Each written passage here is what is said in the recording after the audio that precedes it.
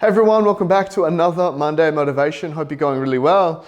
I want to share a little insight with you today, something that I've been finding myself personally, but also from the clients and the teams that I'm coaching at the moment, that I'm finding that deals, when they are going to close, are taking more nurture.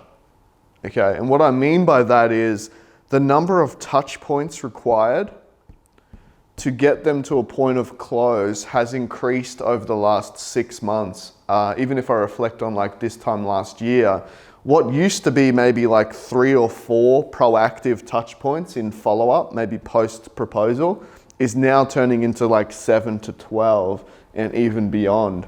And so I want to discuss that with you today, because unless you have a really neutral mindset when it comes to client nurture, follow-up, and also having some solid strategy around it.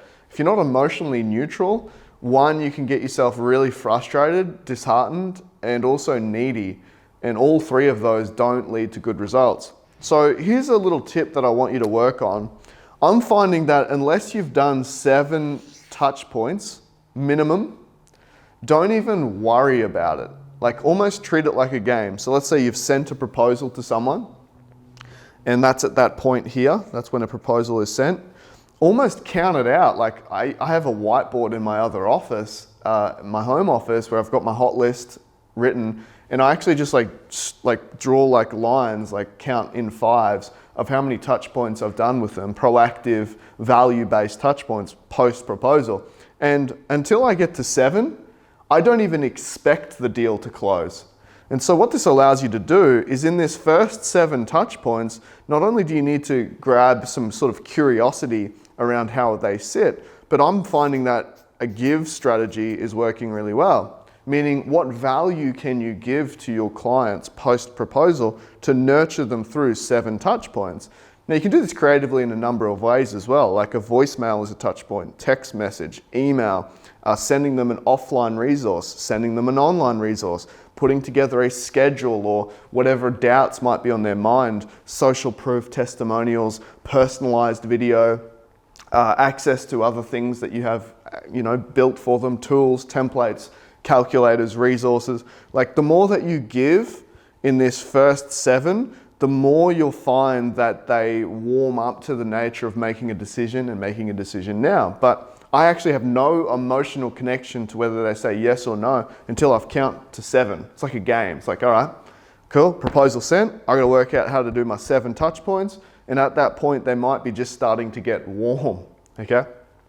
Once you go from 7 to 12, and this is where I'm finding a major portion of the deals are actually closing now, actually more towards here, where based on like some stats I've been looking at 12 months ago, it was more around here, it was closing, okay?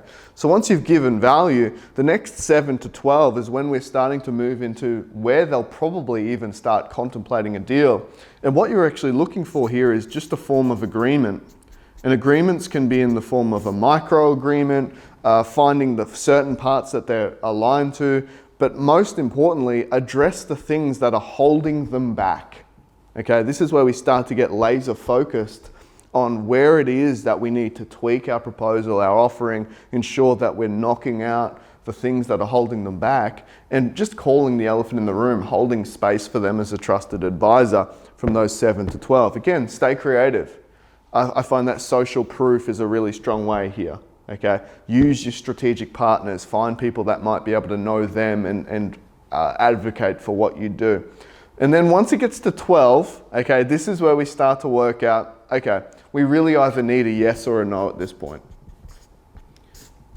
And a yes or a no is based on, my opinion, team sales approach. Get other people involved, introduce leadership. If you're in a project-related company, get design and operations in early. Really start to bring it to a point of saying, hey, we'd love to own your business.